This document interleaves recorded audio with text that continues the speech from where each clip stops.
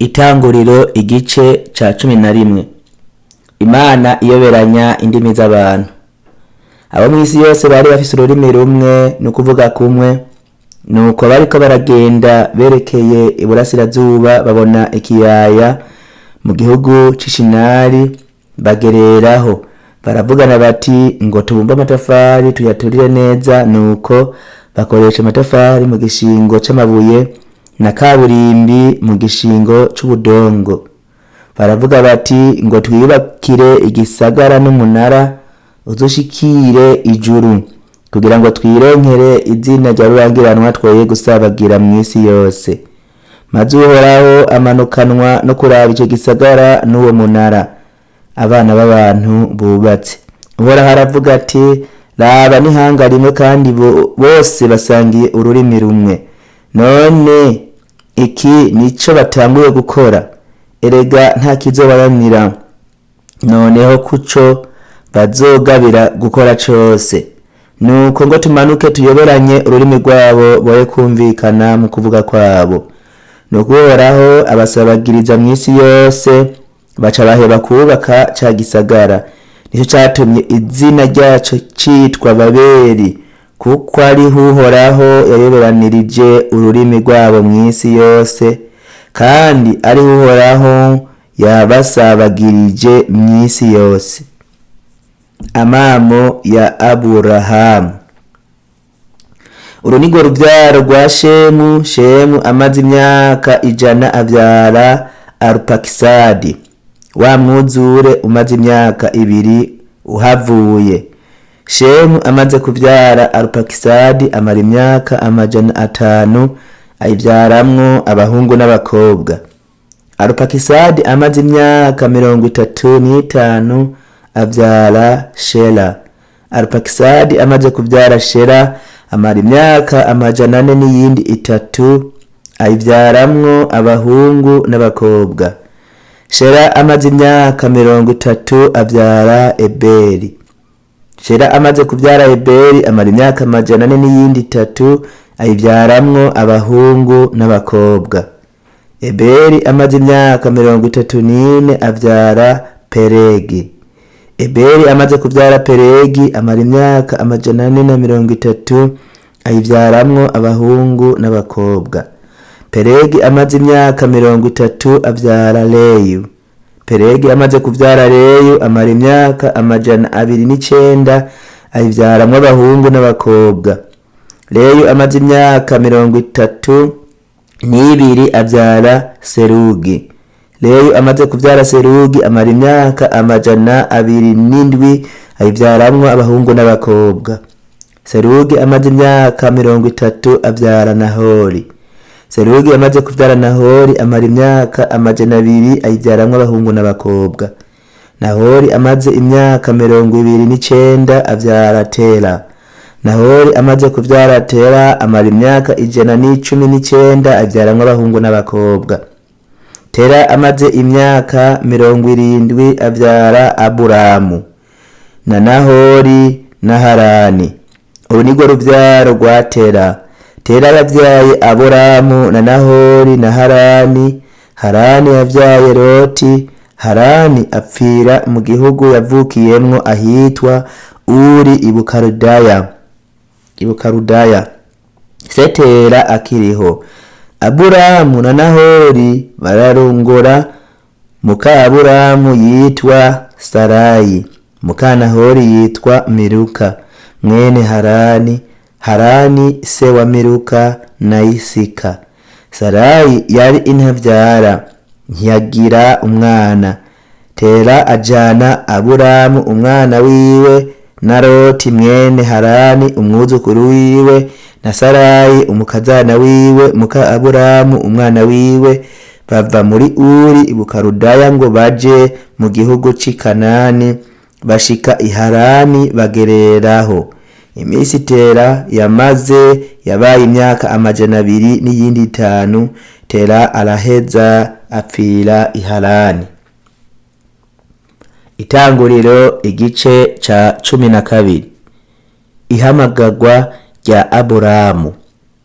Uhoraho abarira Aburamu ati va mu gihugu canyu no mu muryango wanyu no mu nzu ya so uje mu gihugu nzokwereka, nanje nzoguhindura ubwoko bukomeye, nzoguha umugisha, izina ryawe ndarigire rurangiranwa, n'abandi baze bagire umugisha ku bwawe.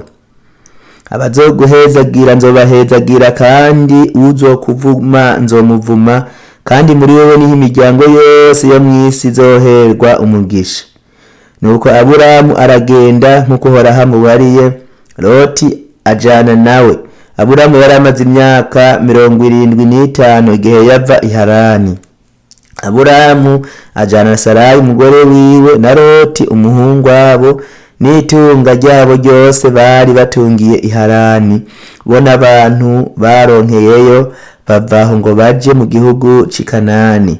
Nuko bashika i Kanani nyene, Aburamu adwebera ico gihugu ashika ahantu hitwa Ishekemu ku giti c'umweroni ca More. Ico gihe abanyakanani nibo baba muri ico gihugu. Uhoraho yereka Aburamu aramubarira ati uruvyaro rwawe nzoruha iki gihugu. Aca hubaka igicaniro yubakira Uhoraho amwiyeretse. Arikora avayo aja ku musozi wo ku ruhande rw'iburasirazuba rw'i Beteli, ahashinga amahema i Beteli, hasigara iburengerazuba bwiwe. Ihayi hakaba iburasirazuba bwiwe, naho nyene ahubakira Uhoraho igicaniro yambaza izina ryiwe. Nuko Aburamu akomeza kugenda aratahira yerekeye i Negebu. Aburamu asuhukira muri Egiputa. Maze inzara itera muri ico gihugu, nuko Aburamu aramanuka aja muri Egiputa ngo asuhukireyo, kuko inzara yari nyinshi muri ico gihugu. Ari hafi gushika muri Egiputa, abaja Sarayi umugore wiwe atumve ndazi kuri umugore w'igikundiro. Nuko abanyegiputa nibakubona bazovuga batuye n'umugore wiwe, baheze banyice nawe bakureke.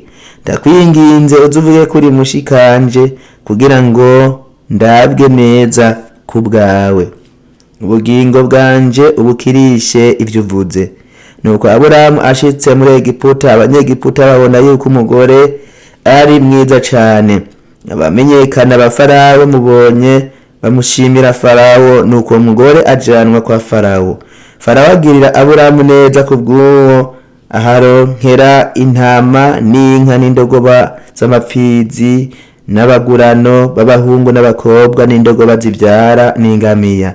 Uhoraho ateza Farawo ibyago bihambaye, bo n'urugo rwiwe amuhora Sarayi muka Aburamu. Maze Farawo ahamagaza Aburamu aramubaza ati ico wankoreye ico niki? Kutambariye ko ari umugore wawe, niki catumye uvuga ko ari mushikawe? Nanje nkamujana nkamugira umugore wanje. Nuko nguye umugore wawe mujane wigire. Farawo abarira abantu kumuherekeza, bamuherekezanya n'umugore wiwe n'ivyo yarafise byose. Itanguriro igice ca 13. Aburahamu atandukana na Loti. Aburahamu araduga ava muri Egiputa, bona umugore wiwe n'ivyo byose na Loti ajana nawe baja i Negebu. Kandi Aburahamu yari umutunzi cyane w'amasho n'imikuku n'amafeza n'amazahabu. Nuko agenda aratahira ava i Negebu, arenda ashika i Beteli, hahantu yashinze ihema ryiwe ubwa mbere hagati y'i Beteli n'i Hayi, hamwe hahora igicaniro yubatse ubwa mbere. Aburamu yambariza y'izina ry'Uhoraho, kandi na Loti yagendana na Aburamu, nawe yari afise imikuku n'amasho n'amahema. Ico gihugu nticabakwira ngo babangikane, kuko itunga ryabo ryari ryinshi bituma badashobora kubangikana. Haba intonganya hagati y'abungere ba Aburamu n'abungere ba Loti, kandi ico gihe abanyakanani n'abaferizi nibo baba muri ico gihugu. Aburamu abarira Loti ati ndakwinginze hoye kuba intonganya hagati yanje nawe no hagati y'abungere banje n'abawe, kuko tuvukana. Erega igihugu cose kiri imbere yawe, ndakwinginze ngo duhane inta niwahitamwo kuja ibumoso nanje ndaja iburyo, niwaja iburyo ndaja ibumoso. Loti yunamura amaso yitegereza ikiyaya cose co kuri Yorodani, abona ko hari ibigera by'amazi hose.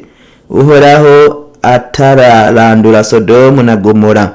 Ico kiyaya cari kimeze nka ryatongo ry'Uhoraho canke nk'igihugu ca Egiputa ugiye werekeye Isowari. Nuko Loti ahitamwo ico kiyaya cose co kuri Yorodani, aragenda aja iburasirazuba, bahana inta. Aburamu aba mu gihugu c'i Kanani, Loti aba mu bisagara byo muri ca kiyaya, agenda arunguruza amahema arinda ashika i Sodomu. Kandi abanyesodomu bari abanyabyaha, bacumura kuhoraho birengeje urugero. Uhoraho yongera gusezeranira Aburamu. Loti amaze gutandukana na Aburamu, Uhoraho abarira Aburamu ati, unamura amaso yawe uhere aho uhagaze, aho witegereze iburaruko n'ibumanuko n'iburasirazuba n'iburengerazuba. Iki gihugu cose ubonye ni wewe nzogiha n'uruvyaro rwawe gushitsa ibihe byose, kandi nzogwiza uruvyaro rwawe rungane n'umukungugu wo hasi. Namba umuntu yoshobora guharura umukungugu wo hasi, n'uruvyaro rwawe nago rwoharurwa. Va hasi ugendure iki gihugu iyo kiva kikagera, kuko ari wewe nzogiha. Aburamu yunguruza amahema aragenda abiruhande y'ibiti vya Mamure vyitwa imyeroni biri i Heburoni, ahubakira Uhoraho igicaniro. Itanguriro igice ca 14. Intambara y'abami.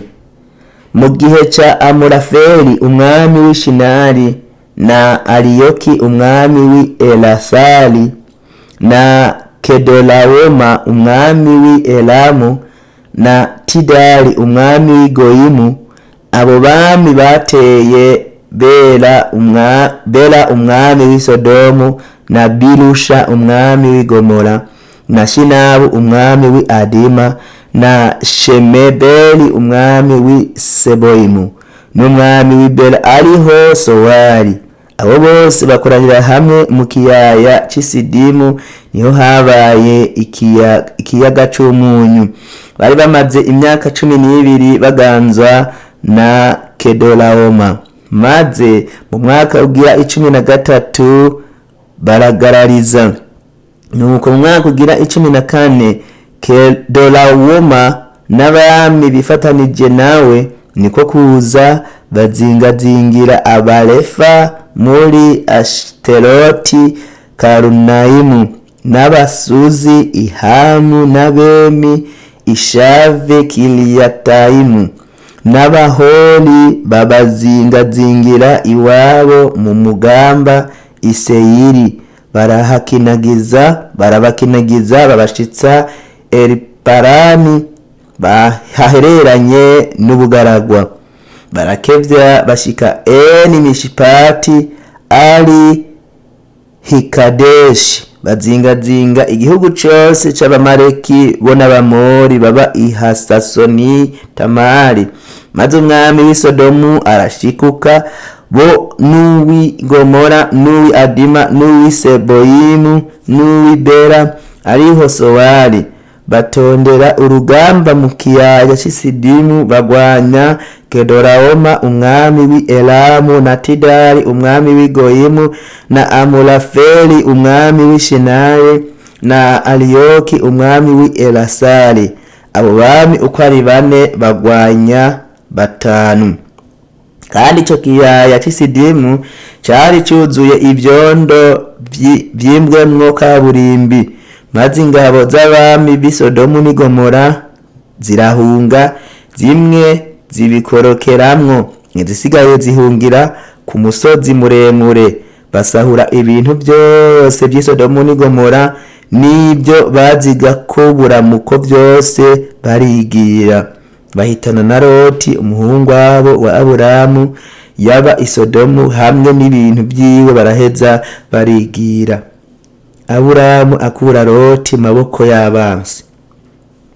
Haza umwe mu bahunze abera Aburamu Muheburayo yaba iruhande y'ibiti by'imyeroni by'umwamori yitwa Mamure mwene wabo wa Eshikoli na Aneri, kandi abo bari bifatanije na Aburamu.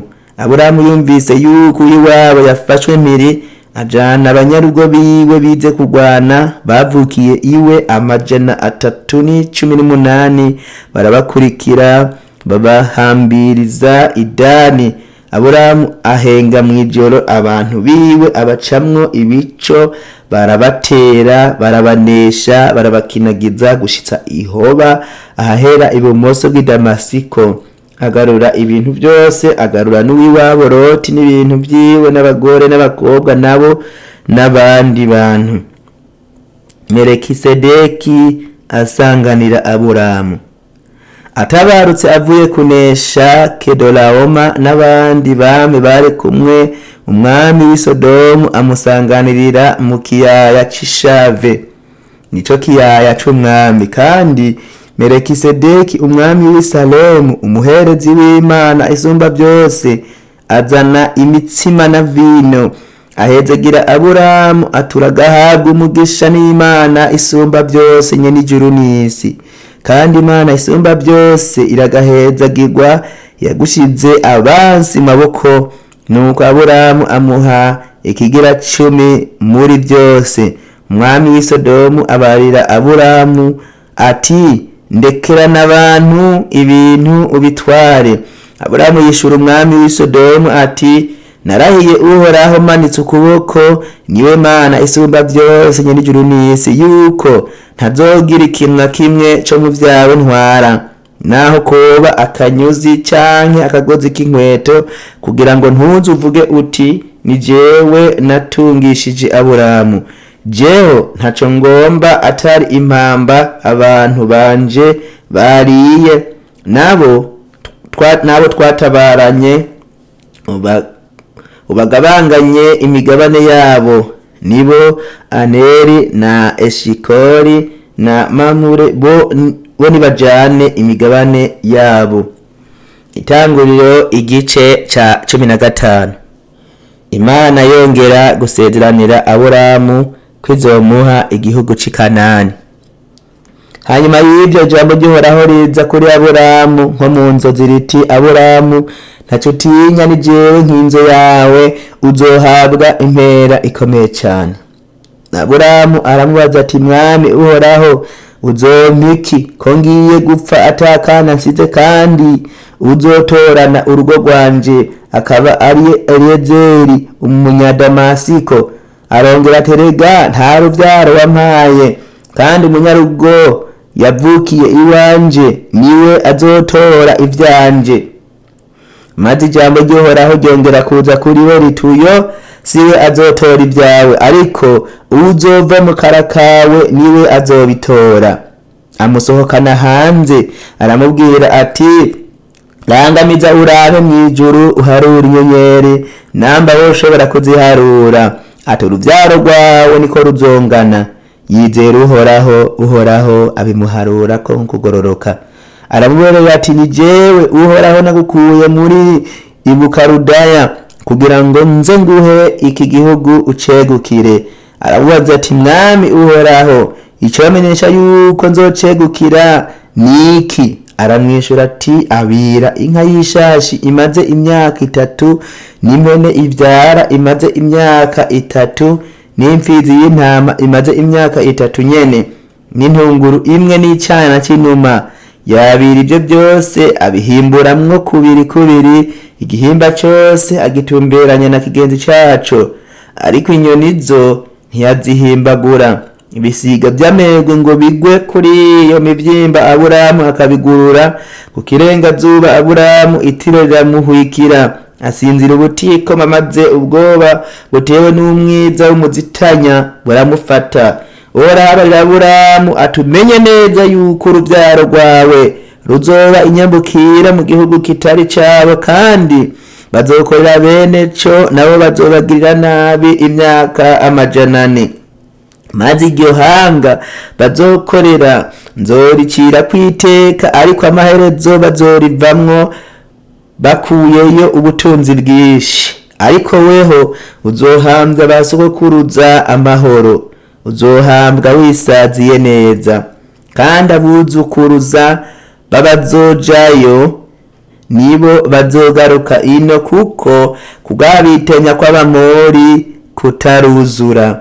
Maze izuba rirenze bumaze gukorana, haboneka ikibengebenge c'umuriro gipfunduka umwotsi n'urumuri rwaka, bica hagati y'ivyo bihimba. Kuri uwo munsi nyene Uhoraho asezeranira Aburamu isezerano, atuhereye ku ruzi rwo muri Egiputa rwashitsa ku ruzi runini arirwo Efurate, uruvyaro rwawe ndaruhaye iki gihugu, arico c'Abanyakeni n'ic'Abakenizi n'ic'Abakadimoni n'ic'Abaheti n'ic'Abaferizi n'ic'Abarefa n'ic'Abamori n'ic'Abanyakanani n'ic'Abagirugashi n'ic'Abayebusi.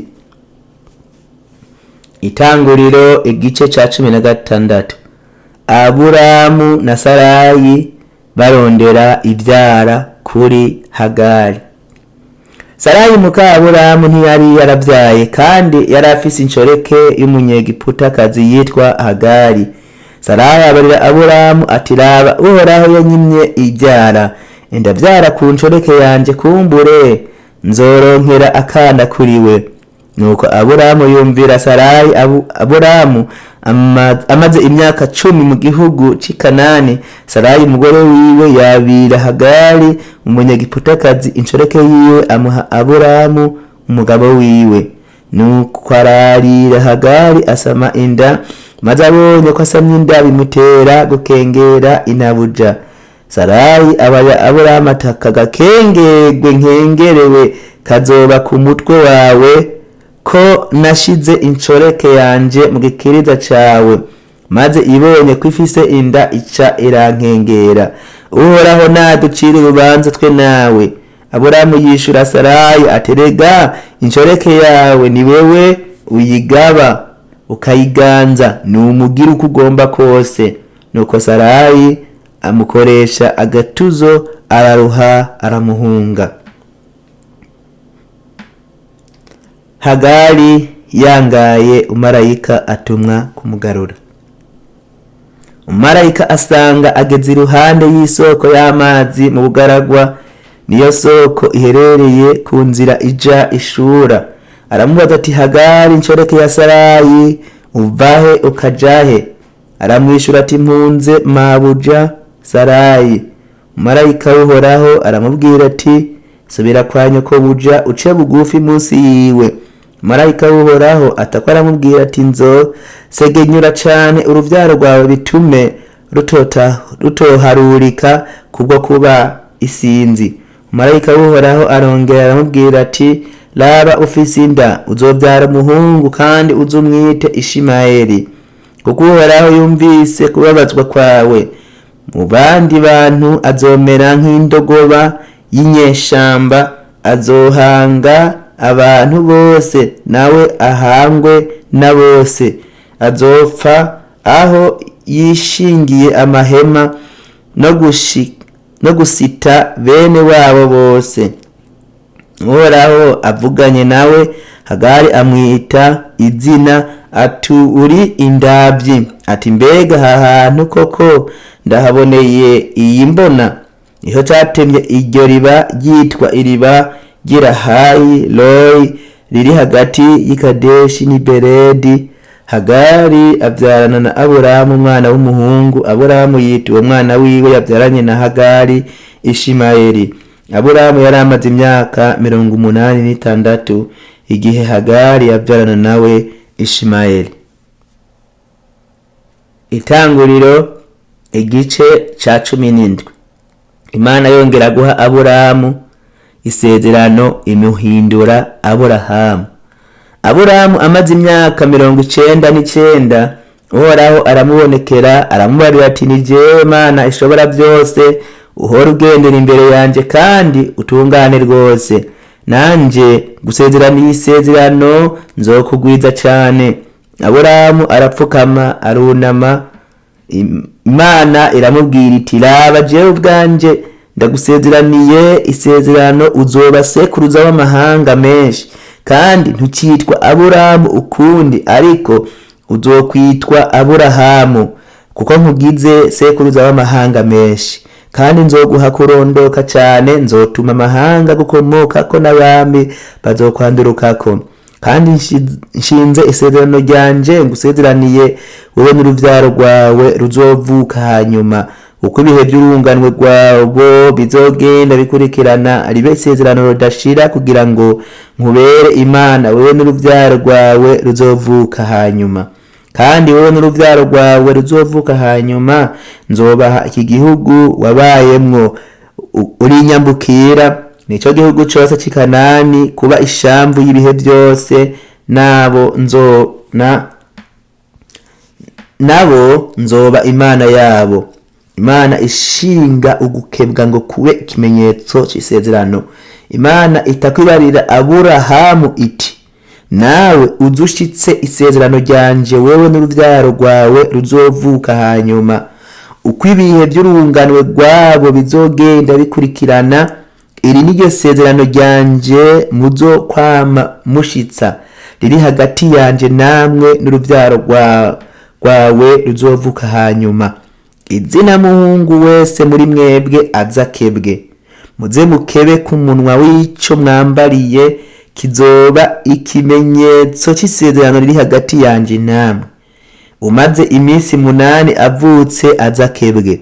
Izina muhungu wese uko ibihe by'urunganwe rwanyu bizogenda bikurikirana, aruvukiye mu rugo rwawe, ari uwo waguze n'umunyamahanga amahera, atakomotse mu ruvyaro rwawe, uvukiye mu rugo rwawe n'uwo waguze amahera, bakwiye gukebwa. Kandi isezerano ryanje rizoba ku mibiri yanyu, ribe isezerano ridashira. Kandi nihagira izina muhungu atakebwe ku munwa w'ico yambariye, azarandurwe mu bwoko bwabo, kuko azoba yishe isezerano ryanje. Aburahamu na Sara basezeranirwa ko bazovyara Isaka. Imana ibarira Aburahamu iti Sarayi umugore wawe ntube ukimwitwa Sarayi ukundi, ariko uzumwite Sara. Nzomuha umugisha nteko nguhe umwana kuri we, nikoko nzomuha umugisha, kandi azoba inakuruza w'amahanga. Abami b'amoko bazokomoka kuri we. Maze Aburahamu arapfukama, arundama, aratwenga, yivuganiriza umutima ati mbega umwana yovyagwa n'umaze imyaka 100, na Sara amaze imyaka 90 yoba akivyara. Aburahamu abwira Imana ati coma Ishimayeli agakomera akaba imbere y'inyonga zawe. Imana iramwishura iti oya, ariko kuri Sara umugore wawe niho uzovyara umwana, kandi uzumwite Isaka.